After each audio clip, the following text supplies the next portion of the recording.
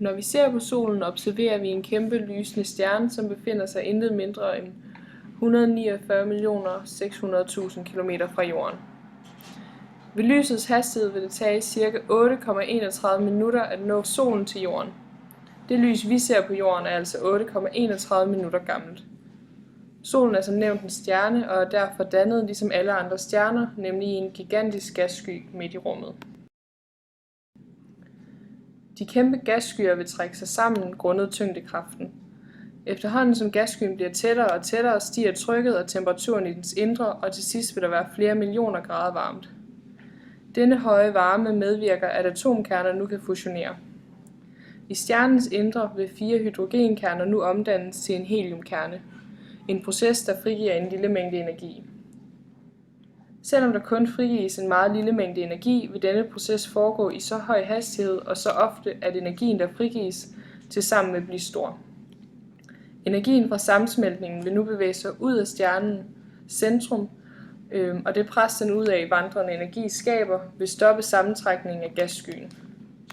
Når fusionsprocesserne går i gang, er en stjerne født, og det var sådan vores stjerne opstod for omtrent 4,6 milliarder år siden.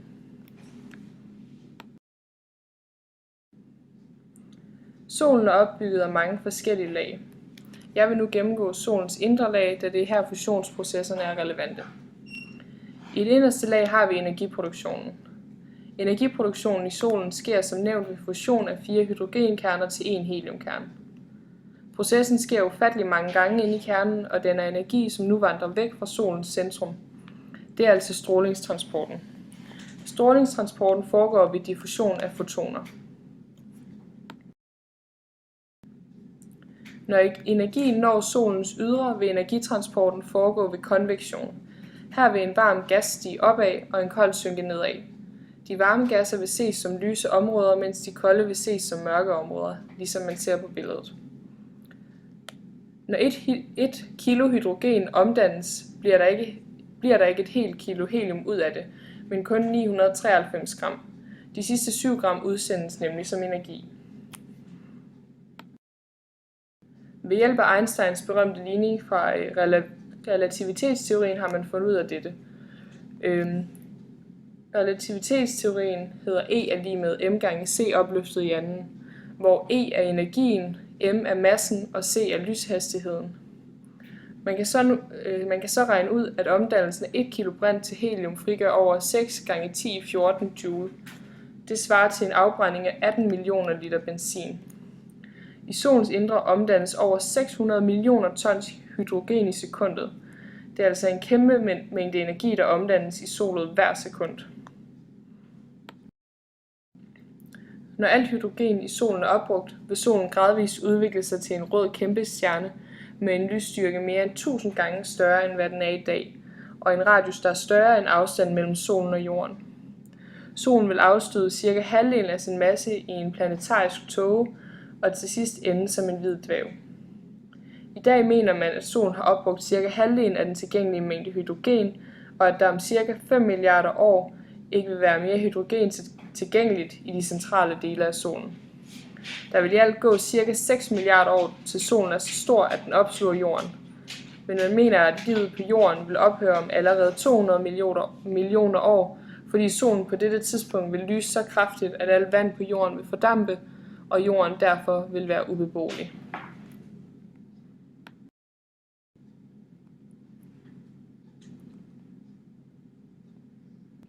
På overfladen er solen ca. 5.800 grader varm, og den udstråler et gulligt skær. Dermed går den ind under kategorien gul dværgstjerne. 85% af Mælkevejens stjerner er faktisk mindre og koldere, og solen ligger i kategorien for de 5% største stjerner, selvom den defineres som en dværgstjerne. Det skyldes, at man sammenligner den med nogle meget større kæmpestjerner. Deres størrelse svarer til, at man puster solen op, så den når helt ud til Mars eller Jupiters bane. Det er som bekendt den stjerne, der er tættest på jorden, og derfor kan vi studere den. Det er meget vigtigt at gøre, fordi selv små ændringer kan have stor betydning for forholdene her på jorden. Solen er bygget op ligesom så mange andre stjerner. Det er simpelthen en stor kugle af glødende gasser. Den består af ca. 74% brint, 25% helium og 1% af noget andet. Man har en teori om, at brint og helium stammer fra Big Bang. Den resterende procent er dannet efterfølgende inde i kernen. Man skal huske, at universet er relativt ungt. Der er dermed ikke skabt så mange andre stoffer endnu. For at beskrive, hvordan solen er bygget op, er det smart at starte indefra, altså i kernen. Herinde foregår energiproduktionen, som vi vender tilbage til lige om lidt. Der er meget varmt, ca. 15 millioner grader. Samtidig er det umiddelbart meget tæt. Solen har en massefylde på 160 gram per kubikcentimeter, hvilket er 14 gange så meget som blys massefylde. Man kunne forestille sig, at alt er presset rigtig meget sammen, og det er det også, men i virkeligheden er der ret god plads. Fordi der er så varmt, er både brint og helium totalt ioniseret og har mistet alle elektroner. Det betyder, at der inde i kernen svæver brint og helium og en masse elektroner rundt. Man forestiller sig, at der er ca. 10.000 gange en atomkernes egen diameter til det næste atom. Hvis man skal sammenligne det med noget andet, vil det svare til den dobbelte afstand fra solen til Pluto i forhold til solens diameter. Der er altså okay god plads. Sammenstød mellem de forskellige atomer sker altså ikke så tit. Både på grund af afstanden, men også på grund af den elektriske frastødning, da alle de her protoner fra brint- og heliumkerner jo er positivt ladet. De bevæger sig ikke hurtigt nok til selv at overvinde frastødningen, men når det alligevel sker, resulterer det i fusionsprocesser, hvor i masse omdannes til strålingsenergi, der bevæger sig mod solens overflade. Det kan tage lang tid. Måske 20.000, måske flere millioner år. Solens energi kommer altså fra nogle fusionsprocesser. Hvis vi nu tager udgangspunkt i de hydrogenatomer, der findes i solens kerne, foregår processen cirka sådan her. Kernen i et atom hedder nukleus og består af atomets protoner og neutroner. Udenom sidder så elektronerne, men dem ser vi lige bort fra i den her proces. Hydrogen består som udgangspunkt af et proton og en elektron. Vi skal også stifte bekendtskab med deuterium, der består af et proton og et neutron og en elektron. Som nævnt ser vi bort fra elektronerne i energiprocessen. Solens magnetisme tvinger alle de her protoner, som solen består af, sammen. Når to atomer støder sammen, fusionerer de, og der opstår et nyt atom. Det kræver næsten altid energi at holde dele i kernen sammen. Undtagen hydrogen, der kun er et proton og altså ingen neutroner har at holde sammen på. Støder deuterium og hydrogen sammen, resulterer det i helium, hvis kerne består af to protoner og et neutron. Det kræver mindre energi at holde den sammen, end det gjorde at holde deuterium sammen. Energien bliver afgivet under fusionen i form af et foton. Den samlede energimængde er altså den samme, men den er ikke det samme sted mere. Noget af det, der før blev brugt til at holde deuterium sammen, er nu blevet til et foton. Fotonet kan dukke op på jorden og ramme bøgetræer og solpaneler efter at have været igennem solens andre lag, altså efter mange år. Der sker altså en omdannelse af masse til energi. Ifølge Einsteins teori foregår det sådan her. E lige med m gange c i anden. Der er 0,7% af brints oprindelige masse, der bliver omdannet til energi. Hvis vi siger, at vi har 1 kilo, lyder regnestykket 0,007 gange 1 kilo gange parentes 3 gange 10 i 8. meter i sekundet parentes i anden. Det giver 6,3 gange 10 i 11. joule. Vi ved, at solen omdanner 3,9 gange 10 i 26. joule per sekund, og for at finde ud af, hvor mange kilo brint det svarer til, skal vi dividere med det tal, vi fik før. Det giver en omsætning på 6,2 gange 10 i 11. kilo per sekund. Den her stråling fra kernen bevæger sig ud i solens næste zone. Den hedder strålingszonen og er en form for transportområde, hvor energien transporteres i form af stråling. Herfra kommer strålingen ud i et lag med mindre gennemsigtige gasser, hvor strålingen egentlig ikke kan trænge igennem. I stedet for bliver den absorberet og opvarmer gasserne, der derfor stiger til værs. Længere op er det koldere, så de før varme gasser bliver kølet ned og falder igen. Den her effekt hedder konvektion, og de er altså kommet op i den konvektive zone. De her varme gasbobler stiger til solens overflade, og man kan se dem som lysende pletter, der typisk har en diameter på 1000 km, indtil de forsvinder igen et par minutter senere. Gasboblerne kalder man granuler. De er ca. 300 grader varmere end de områder, der er ved siden af dem på solens overflade. Der er mange af dem på én gang, ca. 4 millioner. Herfra kommer vi ud i solens synlige sfære, der består af 3 områder. Det første er fotosfæren, som er den, der udsender det lys, vi kan se her på jorden. De andre lag kan vi nærmest ikke se, medmindre der er total solformørkelse. Det ene hedder kromosfæren, som er det midterste lag. Det andet er coronaen, som er det yderste lag. Fotosfæren og coronaen spiller en stor rolle for, hvordan forholdene er her på jorden. Det skyldes en del voldsomme fænomener, der finder sted i det her område. Det vigtigste fænomen er de såkaldte solpletter. Det er mørke områder, der næsten er 2000 grader koldere end den øvrige soloverflade. Antallet varierer over en cyklus på 11 år. Når der er mange solpletter, er overfladen meget aktiv, og der er mange udbrud af enorme flammer, der skyder ud fra solen i en bue. Det kan også være en stærk solvind, som er en strøm af partikler, mest protoner og elektroner, der udgår fra coronaen med en høj fart og bevæger sig ud i solsystemet. Hvis den her solvind når jorden, indfanges den af magnetfeltet og flytter sig så frem og tilbage mellem polerne og viser sig som henholdsvis nord- og sydlys. Der kan også forekomme sådan nogle flares, som er områder på solen med en øget ultraviolet og røntgenudstråling, der opfanges på jorden ca. 8 minutter senere. 1-2 døgn herefter sker der en opblusning af polarlyset, da det er her atomerne er nået frem til jordens atmosfære. De her flares skal man altså forudse. Man kan ikke forudse såkaldte coronal mass ejections, der på samme tid har en voldsommere virkning. For eksempel kan de være skyld i magnetiske storme, der kan tage strømmen fra store områder af satellitter. Det her space weather, altså rumvejr, har vi satellitter til at opfange og advare os imod. Klimaet er et omdiskuteret emne inden for politik, men i virkeligheden er det lidt en bøvlet debat, fordi der er mange faktorer, der spiller ind, og vi har kun målinger for et par hundrede år tilbage.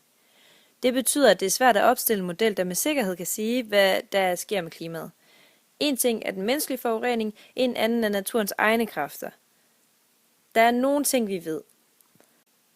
Før mennesket kom til, ændrede klimaet sig også radikalt. For eksempel har der jo været istid og lange perioder med varmt klima. Vi ved, at vulkanudbrud, ændringer af havstrømme og periodiske ændringer af jordens bane eller aksehældning også spiller en afgørende rolle for klimaet. I forhold til solen mistænker man den stråling for ikke at være konstant. Vi ved i forhold til det tidligere nævnte space weather, at røntgen og ultraviolet stråling varierer, men man tænker, at andre former for stråling også har varieret inden for de sidste 200 år. Igen er det et problem, at der ikke findes præcise målinger, der går særlig langt tilbage. Magnetfeltet ændrer sig. Det tyder på, at solens magnetfelt er blevet mere end dobbelt så kraftigt inden for de sidste 100 år. Nogle teoretiserer om, at solens magnetfelt skærmer jorden mod kosmisk stråling, der kan ionisere vanddråber og lave dem til skyer og dermed have en indflydelse på hver klima, men man ved det ikke med sikkerhed. Før man havde forstand på det, udledte mennesket CFC-gasser, der kan nedbryde ozonlaget. Man ved, at der er huller ved polerne, men man ved ikke, om de er menneskeskabte. Solen kan have stor indflydelse på klimaet og dermed på forholdene på jorden. Derfor er det vigtigt med undersøgelser, så vi kan ruste os mod fremtiden. For omkring 4,5 milliarder år siden blev den klode, vi ser i omløb omkring jorden, dannet. Den består af lag, lidt ligesom jorden, med en kerne, en kappe og en skorpe. Kernen består af en jernholdig fast inderkerne og en flydende yderkerne, som også primært består af jern. Månens kappe består overvejende af olivin og pyroxen. Skorpen består af regolit, som er dannet over mange milliarder år, særligt i månens tidlige historie, hvor den under det, der kaldes Late Heavy Bombardment, er blevet udsat for mange meteor- og asteroidenedslag. Disse nedslag er årsag til den kraterdækkede overflade, vi kan se i dag. Månens sideriske omløbstid er på 27,3 dage. Den synodiske omløbstid, altså fra fuldmåne til fuldmåne, er på 29,6 dage. Månen har også en ellipsebane omkring jorden med en excentricitet på 0,055. Månen har en bundrotation, så den drejer om sig selv med cirka samme hastighed, som den bevæger sig rundt i sin bane. Det er forklaringen på, hvorfor månen ser omtrent ligedan ud, hver gang vi kigger på den. Månen har en diameter på 3.474 km. Til sammenligning er det lidt over en fjerdedel af jordens diameter. Med en tyngdekraft, der er omkring 1/6 af jordens, kan månen ikke holde på en atmosfære, og hvor jorden har en indre påvirkning i form af pladetektonik, har månen nærmest ingenting. Uden nogen atmosfære eller et have til at holde på temperaturen, er der store temperatursvingninger, lige helt nede fra -180 og op til 130 grader. Der er stadig uenighed om, hvordan månen helt præcis er opstået. Men som det er nu, er der en teori, der synes mest troværdig. Månen har sandsynligvis været en del af jorden engang, men er blevet slået af som følge af en kollision med en anden klode. Meget af den viden, vi har om månen i dag, er opnået via månelandingerne og det arbejde, der er blevet gjort i forbindelse med dem. Teorien om månens oprindelse bygger blandt andet på undersøgelser af prøver fra månen, der havde næsten identiske isotoper af ilt, som der også findes på jorden. Afstanden til månen kan beregnes til 384.000 km med under 1 meters nøjagtighed, takket være et laserspejl, som er blevet anbragt på månen af astronauterne. Vi ved, at lyset bevæger sig med 300.000 km i sekundet, og med en laser kan man måle, at lyset tager 2,56 sekunder om at komme frem og tilbage mellem månen. Da vi bare skal bruge afstanden den ene vej, tager vi halvdelen, så det bliver 1,28 sekunder. Nu kan vi sætte tallene i formlen R lig med C gange T. Her er T den tid, det tager lyset at rejse fra jorden til månen i kilometer i sekundet, og C er lysets hastighed i kilometer i sekundet. Her får vi tallet 384.000 km. Som en gold klode uden nogen atmosfære eller særlig påvirkning indenfra, er erosion en meget langsom proces, der foregår på omkring 1 mm per million år. Derfor kan vi stadigvæk se kratere på månen fra asteroider og meteorer fra flere millioner eller milliarder år tilbage. Ved at undersøge disse kratere kan vi blandt andet finde ud af, hvor hyppigt månen er blevet ramt, og deraf lave sandsynlighedsberegning for, hvornår jorden måske udsættes for det samme.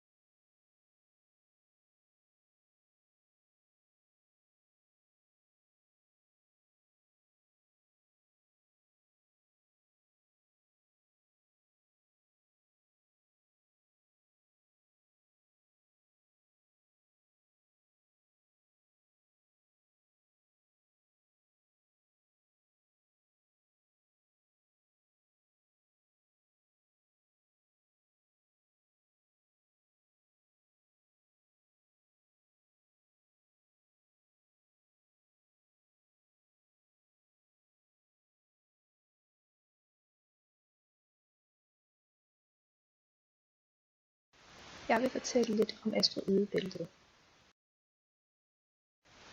Asteroidebæltet er et område mellem planeterne Mars og Jupiter, og det antages, at der her findes op mod 1 million asteroider med en diameter større end 1 kilometer. Bæltet dækker over et område, som ligger ca. 300-700 millioner kilometer væk fra solen. Ved solsystemets dannelse blev kun dele af det støv og sten, som kredsede rundt om solen, trukket sammen af tyngdekraften, hvorved der dannedes planeter. Den store gasplanet Jupiter fik med sin store og stærke tyngdekraft stor indflydelse på, hvad der skete med det resterende støv og sten, som ikke samlede sig til planeter. Jupiters tyngdekraft bevirkede nemlig, at en del af støvet og stenene ikke var i stand til at samle sig til planeter, men i stedet blot endte som frie asteroider, som kredser rundt i en bane mellem Mars og Jupiter. Det antages ellers, at bæltet engang indeholdt nok sten og støv til at danne en planet 4 gange så stor som Jorden. Men Jupiter satte en stopper for dette og strøg desuden en stor del af asteroiderne ud af bæltet, så der nu kun er materiale nok til, at der i teorien kunne dannes en planet med en masse på under halvdelen af vores månes. I 1700-tallet opstillede den tyske astronom Johann Titius en teori om, at planeternes placering i solsystemet kunne beskrives ved hjælp af en matematisk sammenhæng. Formlen for denne sammenhæng kan ses her og kaldes i dag for Titius' Bodes lov. R-værdien beskriver planetens afstand fra solen målt i astronomiske enheder, mens n-værdien er minus uendelig for Merkur og 0, 1, 2 osv. for de følgende planeter. Hvis asteroidebæltet tælles med og har n-værdien 3, passer værdierne for planeternes afstand meget godt, bortset fra Neptun, som er tættere på solen i virkeligheden, end formlen siger. Man fandt i 1700-tallet frem til, at der ifølge Titius' Bodes lov burde ligge en planet mellem Mars og Jupiter. Astronomer begyndte derfor at søge efter denne planet, og i 1801 opdagede den italienske astronom Piazzi et legeme, nemlig Ceres, som man i denne tid opfattede som en rigtig planet. Et års tid efter fandt man endnu et legeme, Pallas, og også denne blev opfattet som planet. Da man i starten af 1800-tallet efterhånden havde fundet op mod 100 legemer i området mellem Mars og Jupiter, indså man, at de var for små til at være planeter, og man kaldte dem derfor asteroider i stedet. Man blev senere hen klar over, at der var tale om et helt bælte af asteroider, og asteroidebæltet var dermed opdaget. De fleste asteroider består hovedsageligt af sten, men nogle indeholder desuden metaller som nikkel og jern. Nogle igen indeholder en blanding af førnævnte sammen med en række carbonmaterialer. De yderste asteroider i bæltet indeholder som regel mere is end de inderste. Asteroiderne har mange forskellige størrelser, og der kendes omkring 16 asteroider med en diameter på omkring 240 km i bæltet, mens de største asteroider, Vesta, Pallas og Hygiea, har et diameter på omkring 500 km. Bæltet huser endvidere dværgplaneten Ceres, som har en diameter på 950 km eller cirka en fjerdedel af vores månes. Ceres er rund, men er ikke stor nok til at være en rigtig planet, selvom den optager en tredjedel af hele asteroidebæltets masse. Fordi de fleste af asteroiderne ikke har en stor nok masse, kan de ikke holde en kuglerund form, og derfor er de fleste asteroider irregulære i deres form. Vesta er en af asteroidebæltets største asteroider og har en diameter på ca. 500 km. Man har efter undersøgelser fundet frem til, at Vesta ikke blot er udformet efter et meteornedslag, men at den faktisk også er påvirket af indre tektoniske kræfter, hvilket er ret usædvanligt for sådan en lille klode. Kloden har en ring af riller næsten hele vejen rundt om ækvator, som opdeler dens meget forskellige halvkugler. Den nordlige halvkugle antages at være omkring 1 milliard år ældre end den sydlige, hvilket antages ud fra kratertællinger. Jo flere krater, jo ældre. Denne forskel kan skyldes, at Vesta er blevet ramt af en anden asteroide på Sydpolen, hvorved der er dannet et stort krater. Dette krater indeholder i øvrigt et af de højeste bjerge i solsystemet, og dette bjerg har en højde på 22 km. I forbindelse med sammenstødet med den anden asteroide er der ligeledes blevet slynget flere milliarder tons klippe væk fra Vesta, som i øvrigt menes at være faldet delvist ned på jorden i form af meteorer. Disse meteorer har vist, at der her er tale om noget af det ældste materiale i solsystemet.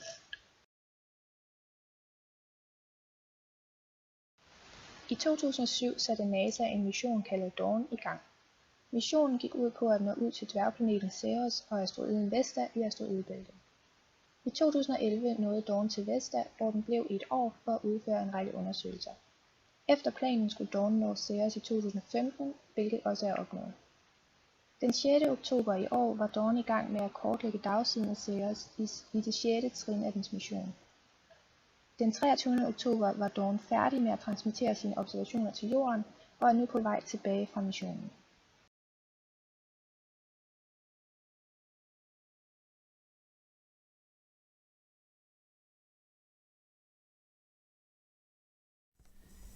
Jupiter er solsystemets største planet, og den har en masse, der er større end alle de andre planeter tilsammen. Jupiters masse er 317,55 gange større end Jordens masse. Jupiter består af gas, hvilket betyder, at der ikke er nogen fast overflade. Den består hovedsageligt af brint og lidt helium. Dette gør, at det er meget svært at undersøge overfladen. Jupiter tager 9 timer og 56 minutter om at dreje om sin egen akse, hvilket gør, at den bliver meget ovalformet, da den buller ud ved sin ækvator. Dette er væsentligt hurtigere end de 24 timer Jorden tager om at dreje om sin egen akse. På billeder af Jupiter ses der skyer i en masse forskellige farver. Disse skyer er de forskellige gasarter. Her blæser kraftige vinde, og et af Jupiters kendetegn er den store røde plet, som er et turbulent område af gas. Det er en storm, som har varet i flere hundrede år. Jupiters overflade er meget kold, men inde ved Jupiters kerne er der varmere end på solens overflade. Her sammenlignes Jupiter med Jorden. Man kan se, at Jupiters masse er væsentligt større end Jordens masse. Jupiters omløbstid er på 12 år, mens Jordens omløbstid kun er på 1 år. Da Jupiter ligger noget længere væk fra solen end Jorden, forklarer det denne lange omløbstid. Jupiters radius er også noget større end Jordens radius.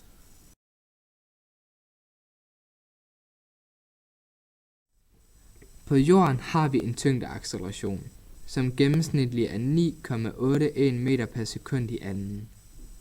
Ved at bruge formlen for at beregne tyngdeaccelerationen, kan gravitationen ved Jupiters ikke-solide overflade beregnes. Her ser vi, at lille g er gravitationen, store g er gravitationskonstanten, m er legemets masse, som i dette tilfælde er Jupiters masse, mens store r er legemets radius, som er Jupiters radius. H benytter vi os ikke af, da vi ikke er i nogen højde over legemets overflade. Derved beregnes Jupiters gravitation ved dens overflade til at være 24,78 meter per sekund i anden.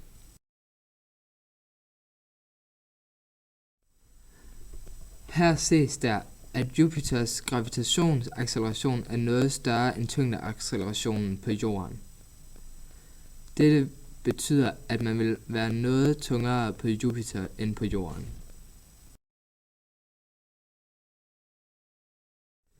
Jupiter roterer om sin egen akse på 9 timer og 56 minutter, hvilket er 35.760 sekunder. Omkredsen ved Jupiters ækvator er 4,491 gange 10 meter. Ved hjælp af disse oplysninger kan vi beregne Jupiters rotationshastighed ved Jupiters ækvator, ved at dividere antallet af sekunder op i længden af Jupiters omkreds ved ækvator. Jupiters rotationshastighed ved dens ækvator er så 12.561 meter per sekund, hvilket også kan udtrykkes som 45.219 km i timen. Dette er noget hurtigere end Jordens rotationshastighed ved dens ækvator, som er 464 meter per sekund, eller sagt som 1670 km i timen. Jupiters galileiske måner. 4 ud af 7 af solsystemets største måner findes kredslige på planeten Jupiter. Dette drejer sig om Io, Europa, Ganymedes og Callisto. Månerne blev opdaget af astronomen, fysikeren og filosoffen Galileo Galilei i 1610. Han observerede månerne gennem en kikkert, og det her er grunden til, at de kaldes Jupiters galileiske måner. Galileis fund var et stort omdrejningspunkt i den astronomiske historie, da hans observationer for første gang afslørede, at andre planetlegemer kunne bevæge sig rundt om en anden planet end Jorden. Denne opdagelse støttede Copernicus' og Keplers teorier om solen som centrum, altså det heliocentriske verdensbillede.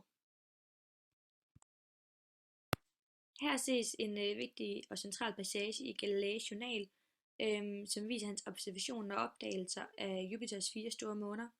Galilei han udformede disse skitser efter opdagelsen af månerne, hvor det kan ses, hvordan de stod under tiden af hans forskning.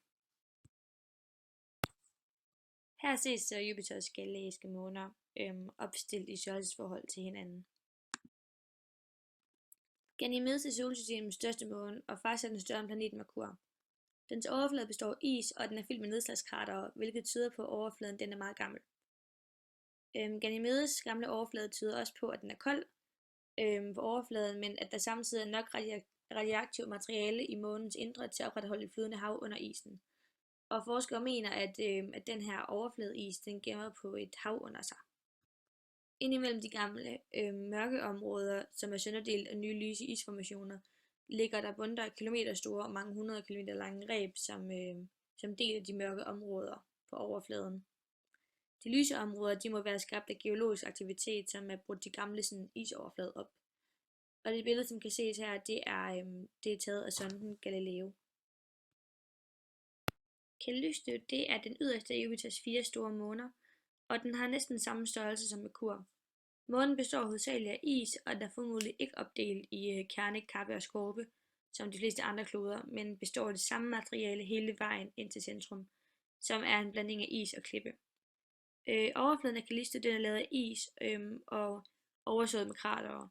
Og de her mange kratere og Callistos indre struktur, det tyder på, at månen den stort set ikke har forandret sig, siden den blev dannet for over 4 millioner år siden. Billedet af Callisto det er taget af sonden Galileo, og det er det eneste eksisterende billede, hvor man kan se hele månen i farver. De hvide områder de er sandsynligvis is, som er blevet blottet ved meteornedslag. Månen Io den er lidt større end vores egen måne, og det er den inderste af Jupiters 4 største måner. Io det er den klode i hele vores solsystem, der har allermest vulkansk aktivitet, og der er ofte op til flere vulkanudbrud i gang på månen på samme tid. Det forventes af forskere, at hele Ios overflade det når at blive dækket af ny lava i løbet af ca. 10.000 år. Og den her store aktivitet og hyppighed, det gør, at det er rigtig svært at sige noget om historien bag månen, i og med at den nye lava den vil dække eventuelle nedslagskratere fra meteorer og meteoritter. Og de største vulkanudbrud de kaster materialer mere end 300 km væk. Energien til den vulkanske aktivitet ved månen, den kommer fra Jupiter, i og med at Ios bane den er elliptisk og derfor bevæger sig ind og ud af Jupiters tyngdefelt, der når tyngdekraften at presse Ios indre, så at den varmer op, og dermed giver mulighed for det her vulkanske liv på månen. Billedet, der ses her, det er Ios vulkaner, som er taget rumsonden Galileo 1999, hvor farven de gjort kraftigere for at gøre konturerne lidt mere tydelige. Månen Europa den er dækket af et tykt lag is på overfladen, og under den her is der er der et hav af saltvand. Europa det er den mindste af Jupiters 4 største måner, og der findes ingen bjerge, men mange nedslagskratere, hvilket indikerer, at isen den er forholdsvis blød. Og det er sandsynligvis fordi, at Europa den bliver opvarmet af Jupiters tyngdekraft. Dog er effekten ikke nær så stor, som den var ved Io. Det er vanskeligt at afgøre, hvor tyk den her is er, som dækker overfladen. Dog indikerer forskere, at den er imellem 2 til 20 km dyb. Billedet af Europa det er taget af sonden Galileo. Det har været et meget diskuteret emne, om der kunne findes liv på Europa, og forskere de forestiller sig, at der er varmekilder på bunden af det her næsten 100 km dybe hav, som kunne levere næringsstoffer til organismerne.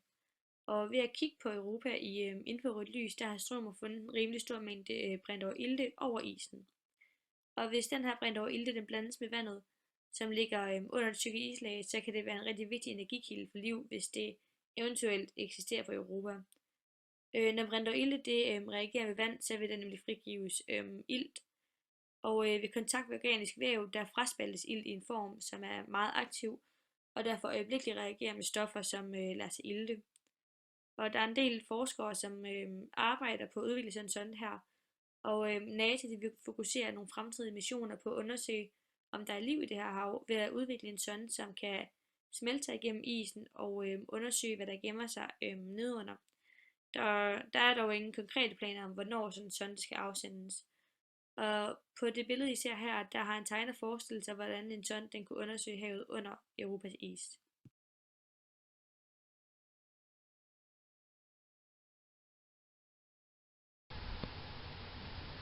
Sideløbende med udviklingen af rumrejser opstod en række fysiologiske problemstillinger, som man hele tiden prøver at finde den bedste løsning på, for at skabe den mest optimale rumrejse for astronauterne.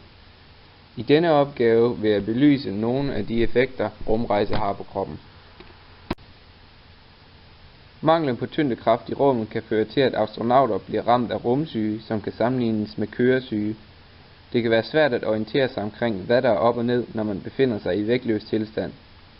På jorden bliver kroppen informeret omkring kroppens position fra 3 forskellige kilder: synet, følelser fra muskler og receptorer i huden, samt det vestibulære center, som er balancecentret i det indre øre. På jorden har det vestibulære center i det indre øre vendt sig til tyngdekraften, så når den forsvinder i rummet, vil centeret prøve at opretholde sin effekt og blive ved med at sende signaler til hjernen, som var kroppen stadig på jorden påvirket af tyngdekraften. Dette forvirrer hjernen, og man kan lide af symptomer som svimmelhed, kvalme, opkast og koldthed. Uden tyngdekraften kommer der ikke naturligt blod ned i benene og andre lemmer, som er under hjertehøjde. Derfor bliver blodet i rummet skubbet i større grad mod hovedet og ikke så meget ned i benene. Derved oplever astronauter, at deres ben bliver tyndere, især deres læg. Astronauter kan heraf lide af de såkaldte chicken legs. Derimod bliver årerne tydeligere i hovedet og på halsen, som tegn på, at der er en større blodgennemstrømning i hovedet. Der kommer ligeledes mere væske ud i huden i hoved- og halsregionen, hvilket typisk ses som opsvulmet hoved og hals ved astronauter. Der er forskellige receptorer, som på jorden regulerer, hvor meget blod der kommer ud til de forskellige lemmer og sørger for, at blodtrykket i hele kroppen holdes stabilt. Disse receptorer bliver dog ikke brugt i samme grad i rummet og mister med tiden deres funktionsevne, hvilket resulterer i, at kroppen ikke længere kan registrere det forskudte blodtryk. Det er heraf vigtigt, at astronauterne under rumrejse er fysisk aktive. På jorden bliver diskene mellem ryghvirvlerne presset sammen af tyngdekraften. I rummet er der ingen tyngdekraft, og presset på diskene bliver fjernet, hvorved diskene bliver strukket ud, og personens ryg bliver længere. Man kan derved sige, at man bliver højere i rummet.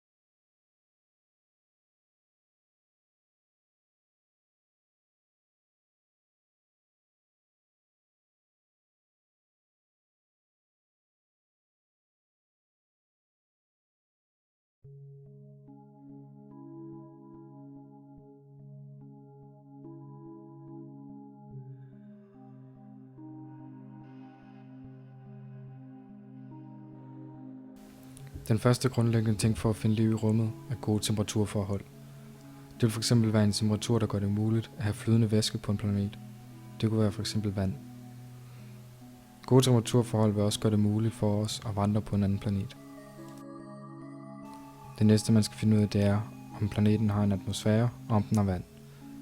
For at vide om der kan være vand på en planet, skal man lave nogle målinger på planetens atmosfære. Det kan være at planeten har vand, eller det kan være at planeten har mistet alt dens vand. Den næste ting på listen er energiressourcer. Livet på jorden gør brug af 2 energiressourcer for metabolismen, som også bliver kaldt stofskifte. Jorden gør brug af sollys og redoxkemi. Redoxkemi er, når vi har en kemisk reaktion, hvor atomer får ændret deres oxidationstrin. Udover det, hvis en planet er beboeligt tæt på en stjerne, burde man have nok sollys til at få lavet fotosyntese.